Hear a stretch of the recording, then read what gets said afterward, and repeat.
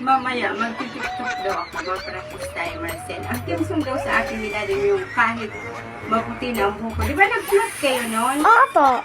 Kung tayo matanda na, sana'y dito. Oh! Ayaw ko, malagpa-practice ako kasi magti-tiktok ako mamaya.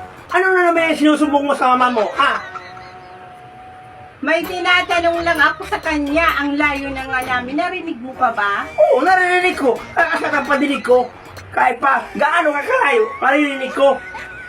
Talaga lang ha? Sino pala yung babaeng kaakbayan mo papasok ng hotel kagabi? Ha? Asan mo?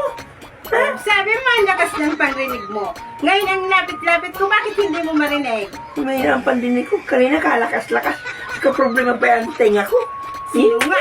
Talaga, puro kasi.